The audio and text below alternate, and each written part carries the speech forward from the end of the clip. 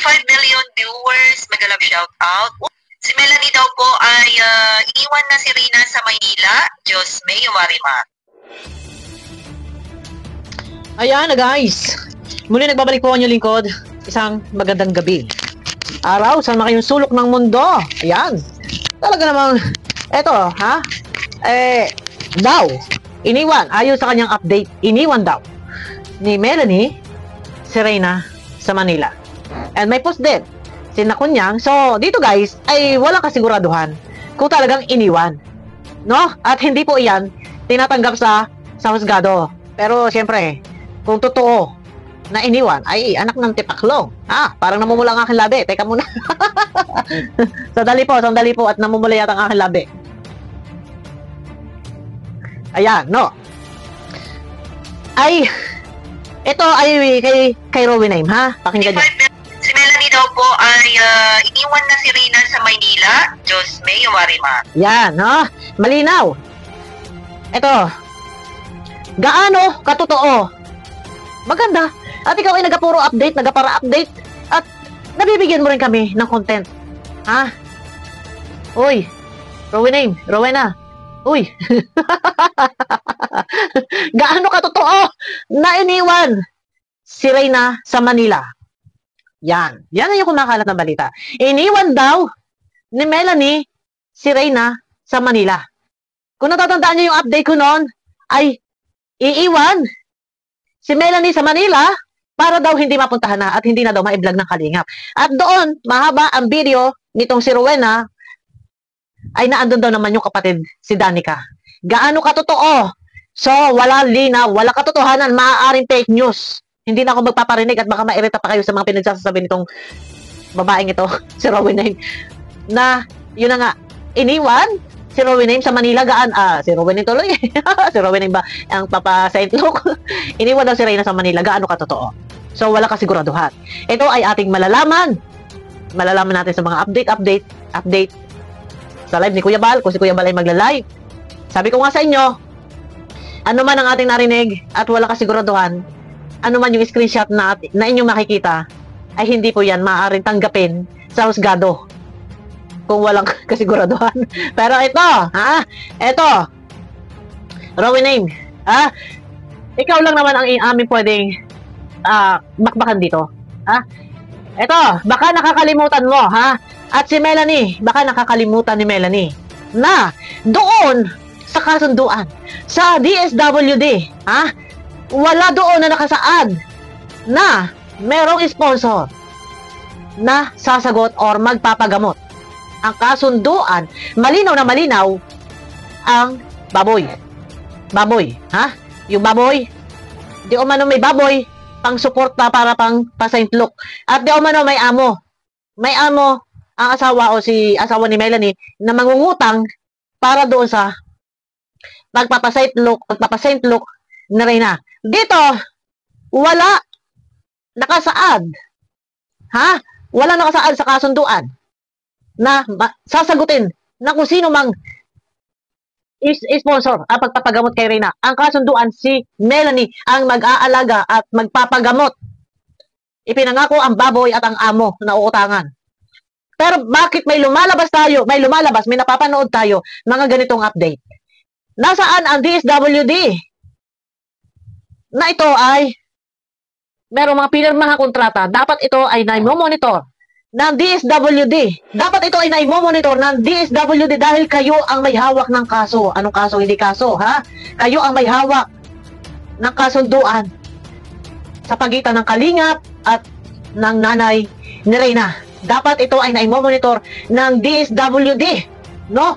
Ito guys, nakausap ko si Roda, tinanong ko na kagaya po nung napapanood ninyo na mayroong mga ginaganon-ganon sa mukha ni Reyna na iyan ay isa sa maaaring ika-trigger ng sakit ni Reyna, no? Napanood nyo naman yan.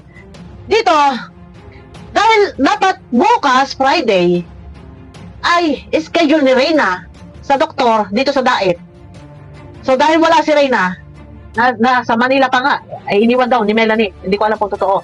Ngayon, naitanong ko kay Roda, yun ba na ginagawa kay Reyna, sinasalang sa mga machine na nakahiga dyan, ito ba ay Ina-allow ng doktor, gayong noong nagpabunot si Reyna ng ngipin, yan po ay merong certificate galing mismo sa doktor. Dahil, kita ninyo, nung si Reyna ay pinabunutan ng ngipin, na-trigger. Na-trigger. Natatandaan nyo, napanood nyo po ba yon? Guys, napanood nyo po, nung si Reyna ay pinabunutan ng trigger, ng ngipin, na-trigger, nagkasakit. Natatandaan nyo po ba yan? Alam ko, napanood nyo ang patungkol sa pagbubunot ng ngipin ni Reyna, doon na-trigger. Kung sa ngayon, halimbawa, kung ano-ano yung mga umuugong na machine ay ginaganon-ganon sa mukha, hindi ma-trigger, hindi nati-trigger. Dahil, sa merong iniinom na gamot. Merong iniinom na gamot. Before, may iniinom na gamot, pero hindi siya yung ganon katagal nang umiinom. So, dahil nakailang buwan na rin, naalaga na raw na umiinom ng gamot, ayun na. Maaaring hindi pa ma-trigger sa ngayon. Pero, isa yan sa makaka-apekto, makakasama sa kalusugan, lalong malilintikan. No? Alamin. Dapat, doon sa doktor, kung pwede ba, na si Reyna isalang sa mga ganyan-ganyan. Wala kayo nilalabas sa pinasaitlok nyo. Huwag ninyo sasabihin na bawal mag-video. Wala po. Ito po ay nasa pakikipag-usap sa doktor. Inaalag, pinapayagan kung importante. Lalo pat kung merong sponsor. Proof po yan, patunay, na ang isang bata ay pina-hospital. Or ipinagamot. Sagot na sponsor, yan po ay pinapayagan ng doktor. Kung kinakailangan.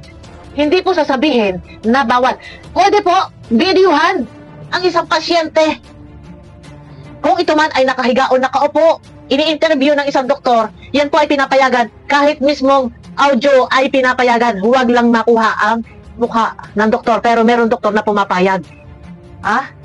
Huwag niyo sasabihin bawal. Yan po ay nasa pakikipag-usap sa doktor. Pero wala kayong pinakikita. At ang pinakikita ninyo ay nagpunta sa Vicky Bello.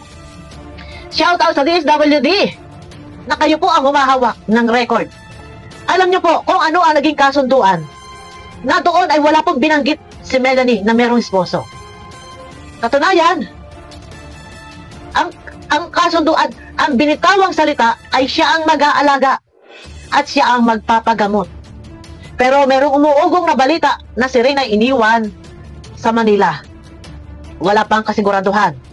Pero kung sakali, ito walang kasiguraduhan. Hindi natin ito pwedeng gamitin ebidensya dahil ito ay wala pa, merong daw or hindi ko na, mamaya re-review ko ang video ni Rowan. So dito, kung sakali man na iniwan mo, Melanie, ang iyong anak at pinaalaga sa kung sino mang Poncio Pilato, baka natatandaan mo kung ano ang inyong pinirmahan at ang inyong kasunduan. Hindi po pwede na iyan ay ipaaalaga mo sa iba. Ikaw mismong ina ang may obligasyon at nakasaad sa kasunduan na ikaw ang mag-aalaga. Sa pulmula, kung babalikan lang po natin, ni minsay hindi mo nalagaan ang iyong anak. Nandyan si Lolo Nestor, magpapatunay kahit balikan natin ang mga video. Na simula sa pagkabata, si Lolo Nestor ang nag-alaga at wala ka sa poder ni Lolo Nestor at ng iyong anak na si Reyna. Ngayon na lang, namukha ng dollar na. Kinuha mo dahil di umano'y ipagagamot.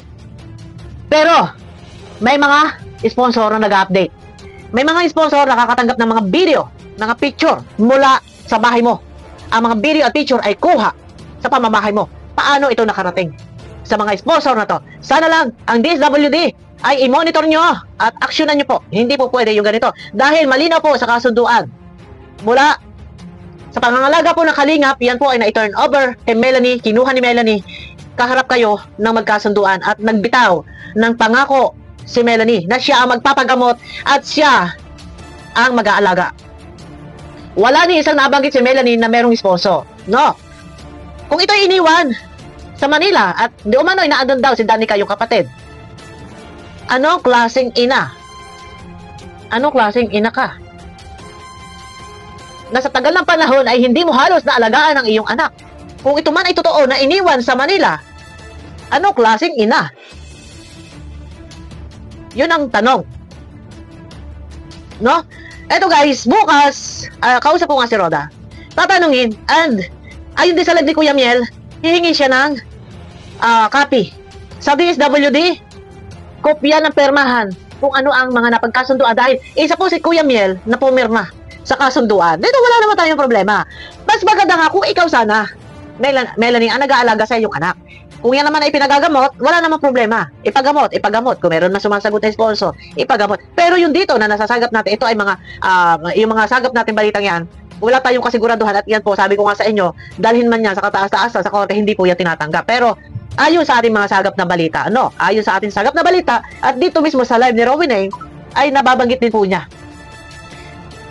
Ayan na, sa title pa nga lang naku po, Melanie iniwan si Reyna. So, walang question mark. Gaano ito katotoo? Hindi ko pa na-review ang kanyang video at mamaya po i-review natin. Pwede po natin reaksyonan, tutukan. Dahil syempre, nandiyan tayo. Si Reyna ay produkto ng Kalingap. Merong mga nangahas na makuha si Reyna. Maaari ito yung nasulsulag. Si Ate Melanie, nasakop ng mga wakwak na paniwala sa 3-story na bahay and house car.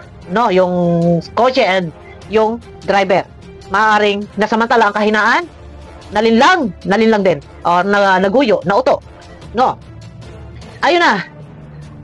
Abangan po natin kung totoo na ito si Reyna iniwan sa Manila at di umano nando naman si Danica daw. Di umano. Ang akin lang dito, gaano katotoo? Sa thumbnail pa lang ni Rowena, walang question mark. So, totoo o hindi? Ayan. Ay, grabe. Ito, maganda to. Kabang-abang. Abangan natin. At kung ano ang magiging aksyon ng DSWD, shout out sa DSWD dyan, na humahawak ng record ng itong kay Melanie at kay Reyna na kinuha. Bakit hindi nila namomonitor?